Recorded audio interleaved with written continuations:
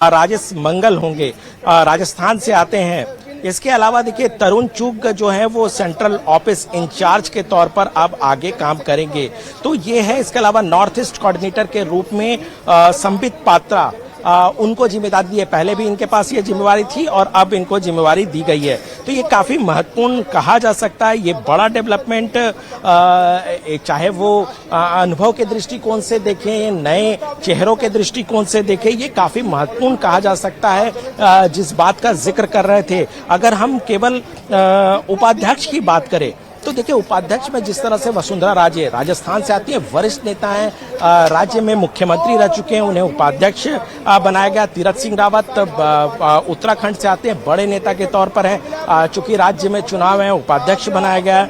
राम माधव जो कि महासचिव रह चुके हैं, पहले बड़ा नाम कह सकते हैं कि पहले वो संघ में प्रवक्ता हुआ करते थे, फिर वो पार्टी में वो आए, बीजेपी में उनको भेजा गया और बीजेपी में राम माधव महासचिव हुआ करते थे। इस बार उन्हें पार्टी उपाध्यक्ष बनाया गया है। इसके अलावा जयंत पांडा, ये उड़ीसा से आते हैं, बहुत ही अनुभवी नेता के तौर पर जाने जाते हैं, इनको उपाध्यक्ष बनाया गया। तो ये पूरा लिस्ट है और वाकई कह सकते हैं कि एक मिक्स लिस्ट है ये।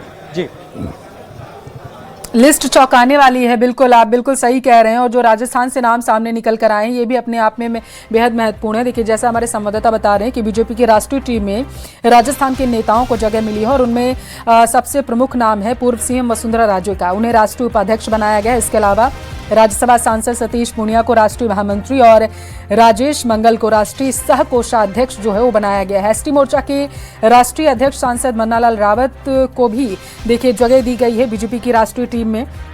टीम पूरी तरीके से देखिए बनकर तैयार हो चुकी है बीजेपी के राष्ट्रीय अध्यक्ष नितिन नवीन की, और पूरा फोकस इस जो लिस्ट निकलकर सामने आई है इसमें यही माना जा रहा है कि फोकस 2027 को देखते हुए नामों की घोषणा की गई है, जो लिस्ट में नाम निकलकर सामने आए हैं। आपको बता दें कि और ये सभी जिनका जी, हालांकि आपको बता दूं वसुंधरा राजे सिंधिया पहले भी उपाध्यक्ष रह चुकी हैं और अनुभवी नेता हैं। जिस बात का जिक्र हम कर रहे थे, देखिए वो राजस्थान के मुख्यमंत्री और संगठन में बहुत बड़े नेता के तौर पर वो जानी जाती है। तो ऐसे में पार्टी ने एक बड़ी भूमिका उनको दी है। और देखिए लगातार हम इस बात का जिक्र कर रहे थे कि इस टीम में आपको नए और पुराने नेताओं का एक मिक्सचर दिखेगा कि पुराने नेता अपने अनुभव का इस्तेमाल करेंगे, नए नेता अपने ऊर्जा का इस्तेमाल करेंगे और इनका एक मिक्सचर जो है इस टीम में देखने को मिल रहा है। क्योंकि बड़े नेता वसुंधरा राजे जैसी बड़ी दिग्गज और अनुभवी नेता, स्मृति ईरानी जो कि एक जुझारू नेता के तौर पर जानी जाती हैं, उन नेताओं के नाम हैं, तीरथ सिंह रावत जैसे नेताओं के नाम है। तो नए नेताओं की भी बड़ी लंबी फहरिस्त इसमें देखने को मिल रहा है। आप अगर महासचिव जिनके पास बड़ी जिम्मेवारी है उसकी भी लिस्ट देखें तो 2 महासचिव को रिपीट किया गया। इसके अलावा जो भी महासचिव बनाए गए हैं वो नए हैं, लेकिन संगठन में उनका अनुभव लगातार रहा है। पार्टी लगातार उनकी उपयोगिता का इस्तेमाल करती रही है। तो ऐसे में एक मिक्स टीम जो है वो बनाया गया है, जहां पर वरिष्ठ नेताओं के भी अनुभव का फायदा होगा और यंग जनरेशन को भी यहां पर मौका दिया गया है। तो अपने आप में महत्वपूर्ण कहा जा सकता है। जी,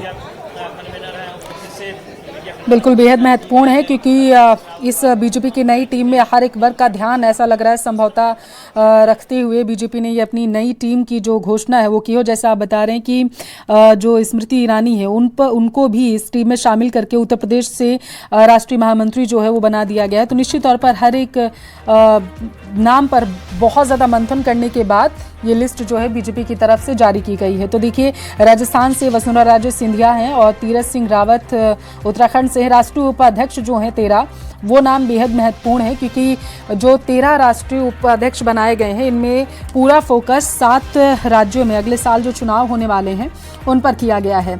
आपको बता दें कि इनमें सबसे मुश्किल चुनाव जो उत्तर प्रदेश का है माना जा रहा है और मैनेजमेंट उसकी घोषणा बाकी है। लेकिन देखिए यहाँ पर एक चीज और हम जिक्र करना चाहेंगे, मोर्चा का भी गठन किया गया और उनके जो अध्यक्ष होंगे उनके नामों की भी घोषणा की गई है। इसमें युवा मोर्चा और महिला मोर्चा, देखिए ये 2 ऐसे मोर्चा हैं जमीनी स्तर पर इनका काम दिखता है और लगातार हमने देखा है कि चाहे वो युवा मोर्चा हो या महिला मोर्चा हो, इन दोनों के जो प्रेसिडेंट होते हैं, जिनका नेतृत्व होता है, उन पर नजरें होती है।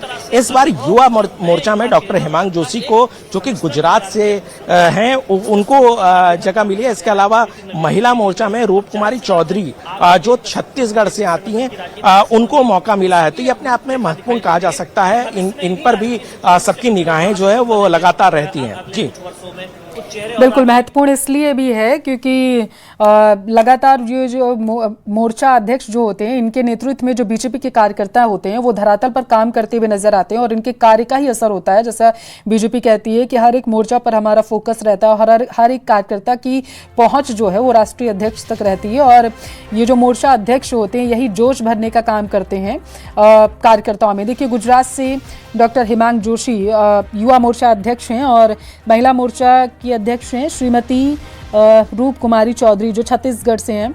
और इसके अलावा ओबीसी मोर्चा के अमरपाल मौर्य को जिम्मेदारी दी गई है, किसान मोर्चा की जिम्मेदारी दी गई है बंसीलाल गुर्जर मध्य प्रदेश से, और बिहार से भी शिवेश कुमार राम का नाम सामने आया है, इनको एससी मोर्चा की जिम्मेदारी दी गई है।